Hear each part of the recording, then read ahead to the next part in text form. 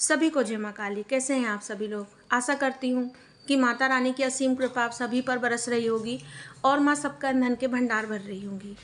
आज हम लोग बात करने वाले हैं कि कैसे तंत्र के माध्यम से कुल देवी देवताओं का तांत्रिक बंधन कर देते हैं, या आप किसी के पास किसी विशेष कार्य से किसी ओझा तांत्रिक के पास जाते हैं तो कैसे आप भी धोखे में पड़ जाते हैं, आपके घर की शक्तियों का वो बंधन कर देते हैं, या आपके साथ जो ऊर्जा चल रही है उसको वो क्या करते हैं, अपने ऊर्जा आपके शरीर का बंधन करके आपके साथ दूसरी ऊर्जा को लगा करके वो आपकी ऊर्जा से कैसे कार्य ले सकते हैं। तो वीडियो में अंत तक बने रहिएगा। अगर वीडियो अच्छी लगे तो कमेंट में जय माँ काली जरूर लिखिएगा। देखिए क्या होता है कि जब आपके साथ में सिद्धि चलती हैं, आपके साथ में सवारी चलती है, शक्तियाँ चलती हैं, तो ये चीज़ जो होती हैं ये ज़्यादा छिपी नहीं होती हैं, सबको लगभग धीरे धीरे पता ही चल जाती हैं। ठीक है, अब उसका प्रभाव, एक पॉजिटिव शक्ति का जो प्रभाव होता है वो आपके घर में, आपके जीवन में सबको दिखाई देने लगता है। अब इसमें बहुत से लोग होते हैं जो कि नहीं अच्छा चाहते हैं, तो वो उसको सोचते हैं कि किस तरीके से इनकी ऊर्जा को हम बंधवा दें, किस तरीके से इनकी ऊर्जा इनसे दूर हो जाए, चली जाए। तो इसके लिए बहुत सारे जो होते हैं वो लोग कार्य करवाते हैं, बहुत सारे तांत्रिकों से भी होते हैं, बहुत तांत्रिक भी करते हैं। तो सबसे पहले अगर कोई भी तांत्रिक, किसी भी तरीके का तांत्रिक जो होगा, वो अगर आपकी ऊर्जा या आपके घर में कोई भी तंत्र विद्या का अगर उपयोग करता है तो सबसे पहले वो आपके घर की कुल देवी देवताओं को बांध देता है, घर के कुल देवी देवताओं का बंधन कर देता है। आपके जो कुल देवी देवता होते हैं वो आपके घर की चौखट पर आपके कुल देवी देवता और पितृ जो होते हैं वो सबसे बड़े रक्षक होते हैं। इसीलिए बार बार कहा जाता है, बार बार बोला जाता है कि आप अपने कुल देवी देवताओं को खुश रखिए, आप पितरों को खुश रखिए, पितरों के निमित्त कार्य करते रहिए, आप कुल देवी देवताओं को समय समय पर भोग प्रसाद देते रहिए। ये नहीं कि साल में एक बार गए, 2 साल में एक बार गए, इस तरीके से नहीं। आप एक अच्छे तरीके से अपने कुल देवी देवताओं को खुश रखिए, दीपक जलाइए उनके नाम का पूरे भाव के साथ। जैसे घर में माता पिता को हम कभी नहीं भूलते हैं, वैसे ही कुल देवी देवताओं को भी नहीं भूलना चाहिए, क्योंकि वो अगर मजबूत होते हैं तो कोई भी पितृ और कुल देवी देवता अगर मजबूत होते हैं तो कोई भी किसी भी चीज़ की जो तंत्र होता है वो आपके घर में नहीं कर सकता है।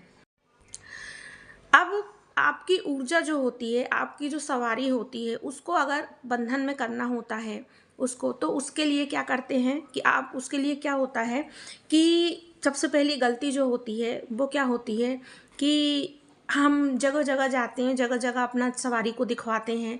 ठीक है, कि कौन सी सवारी आ रही है, किसकी सवारी आ रही है, जगह जगह हम ओझा के पास जाते हैं, तांत्रिकों के पास जाते हैं।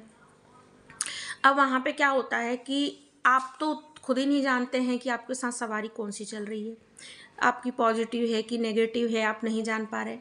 आप किसी तांत्रिक के पास जा रहे हैं जिसने कई सिद्धियों, कई चीज़ों को सिद्ध करके रखा है, तो वो क्या सोचता है कि वो आपकी जो सिद्धि है उसको, या आपकी जो ऊर्जा है, आपके शरीर का बंधन करके या आपके साथ कोई दूसरी ऊर्जा को वो क्या करता है, लगा देता है, और वो ऊर्जा को वो अपने पास रखता है और वचनों से काम करवाता है।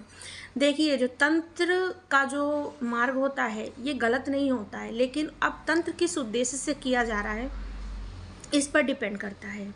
तंत्र में बहुत सारे ऐसे मंत्र होते हैं जिनमें देवी देवताओं को विवश करके कार्य करवाया जाता है। बड़े बड़े देवी देवताओं को तंत्र में उनको मतलब इस तरीके से मंत्रों के जरिए उनको मजबूर कर दिया जाता है कि वो ऐसे कार्य करते हैं। नहीं तो माँ काली जो हैं वो इतनी बड़ी देवी हैं, लेकिन उनको भी तंत्र के माध्यम से बड़े बड़े जो तांत्रिक हैं, जो बहुत जानकार हैं, वो भी क्या करते हैं कि अपने वचन के माध्यम से उनसे कोई भी कार्य करवा लेते हैं। तो इसीलिए अगर आपको कहते हैं कि जिनके साथ सिद्धि सवारी वाले होते हैं उनको अपने कपड़े हैं, अपने बाल हैं, अपनी जो चीज़ें हैं वो बहुत संभाल कर रखनी चाहिए। ऐसे ही आपको घर में भी किसी को नहीं कि आपके घर में कोई अपरिचित, आप मतलब बहुत जो आप जिसके बारे में कुछ अच्छे से जानते नहीं हैं उसको, आप अगर वो आ रहा है तो आप उसको अपने घर के मंदिर में बैठा रहे हैं या कुछ, क्योंकि करने वाले के पास करने के बहुत तरीके होते हैं। अब करने वाले जो हैं, जिसके कहते हैं कि अगर आप वो चीज़ें जो हैं वो पूरी अगर आपके खिलाफ ही हो गई हैं, तो करने वाले बहुत क्रियाएँ होती हैं, उससे वो कर भी सकता है। लेकिन आपके अगर कुल देवी देवता, अगर आपके पितृ अगर मजबूत हैं, तो इतना करना आसान नहीं होता है। उन्हें भी पता होता है कि इनके घर में एंट्री लेना इतना आसान नहीं है। अब आपके क्या आप कहीं भी रहें, आप अपने घर पे रहें या आप किसी भी अपना जन्म स्थल जो है वो छोड़कर कहीं भी रहते हैं, लेकिन अगर आप अपने कुल देवी देवताओं को पूजते हैं, पितरों को आप प्रसन्न करके रखते हैं, तो जहाँ आप रहेंगे वहाँ वो आपकी सुरक्षा करते हैं। इसीलिए जो तंत्र होता है, जो ओझा होते हैं, जो सोखा होते हैं, ये से कई जो लोग होते हैं जो बहुत बड़े, जो कई चीज़ें सिद्ध करके रखते हैं, अगर आपको उनके बारे में पर्याप्त जानकारी नहीं है, तो आपको थोड़ा-सा सतर्क रहना चाहिए, दूर रहना चाहिए।